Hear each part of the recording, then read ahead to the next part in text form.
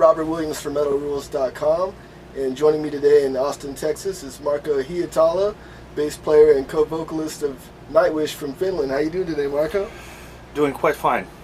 A little bit earlier, I was still feeling the last night a little bit, but I'm getting there.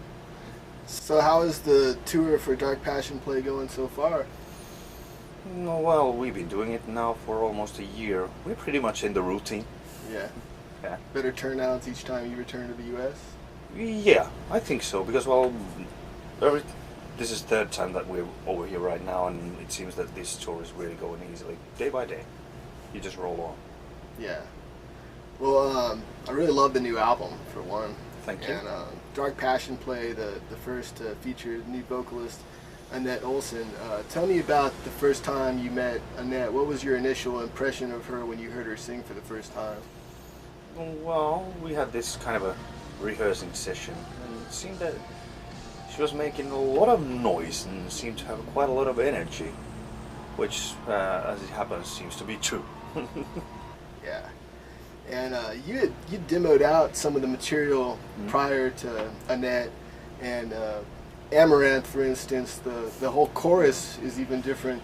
Was it interesting for you to see another singer's perspective on that? Sure. I mean, those demo versions, I mean, for instance, Amaranth had a different chorus, like melodies, different stuff and everything, and even in the demo version we try out like two different melodies, which nobody was really that satisfied, so in the end it came down as it is on the album. Who restructured the phrasing? Was that?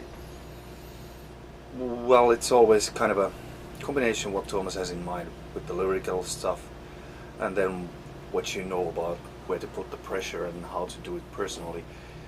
He pretty much lets us, as a vocalist, find our own way. Of course, he has certain melodies he wants them to come out, but if it doesn't work for this particular person to do it that way, then we'll just always find a way. Well, the new album, Dark Passion Play, you guys, worked again with the full choir in the London Philharmonic and recorded at the legendary Abbey Road Studios. And when all was said and done, it was the most expensive album ever to come out of Finland to be recorded. You guys really had all your chips on the table for this one, and it sure paid off. Well, there's a definite reason for that. I mean, we talked about the things, and one of the first things that we decided upon was that we would not try to do anything halfway. We would not be humble with this one, because it wasn't the time to be humble. It was time to show that we've got the momentum and we're going to be going on still. Yeah. And that's what we did. So when the current world tour wraps up, are you guys going to take some time off, or in typical Nightwish fashion, are you going to capitalize on the momentum and get back in the studio? Gotta take some time off. Nuclear Blast put out the live album Undead Indeed from your other band Tarot this past summer, and that's a nice way to give something to your Tarot fans while you're out with Nightwish. That's true. Yeah. Are you guys going to work on another follow-up to that after the tour? I'm pretty sure we will, because, well, I already got quite a lot of stuff written, like music and some lyrics, which I would have to demo and then give over to Thomas also, and then give over to Tarot guys. And there are some stuff which I'm pretty much sure already this would fit this band, and this would fit that. This current tour, you're out with Sonata Arctica, and Tony has always been a big Nightwish supporter, and now you're working with him in Northern Kings. Yeah. Putting the metal spin on some mainstream rock songs. Yeah. Any plans to do originals with Northern Kings ever? Yeah, that would also then. Not at this time. Yeah. I mean, we all got pretty much stuff to do, and Northern Kings is easy in that way that. And are you guys gonna do another album with Northern Kings? There's another one already in the works. We were, both Tony and me, we were doing quite a lot of vocal stuff. Well, Marco, I want to show you a series of pictures and take some time to really think this through. Okay. The first one, we have Scott Ian of Anthrax. Scott Ian of Anthrax? Yeah. And it looks like he's wearing a Slipknot shirt. Oh, I hope not. Okay, next we have Dimebag Daryl of Pantera. Okay. Okay. Yeah. So what is it I should be thinking about this? And last we have Kerry King of Slayer. Yeah. So if you can study these three and tell me who, in your opinion, past or present, including yourself, has the most epic goatee in metal. Damn. Now this one's hard.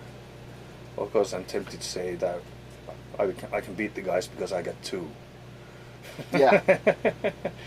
But I mean, Kerry's like the beehive is really impressive. So I should make a decision about this. Inquiring minds want to know. Inquiring minds. Okay, but I guess I gotta go with the Kerry's beehive. Okay. Kerry's beehive for the win. Yeah. Well, I know you're a busy guy and got to get ready for your show tonight. Before we wrap this up, is there anything else you want to say to your fans over the hills and far away?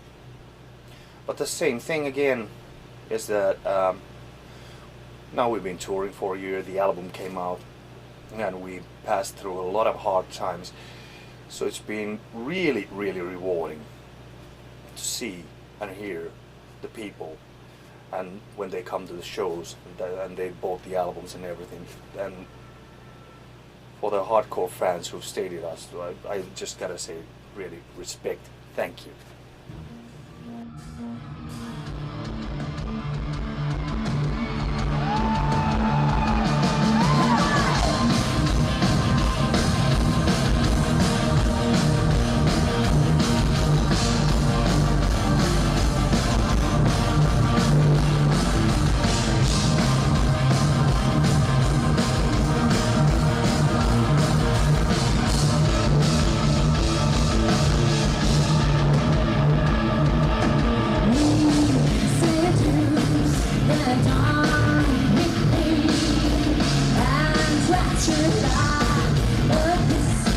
That lasts in the night.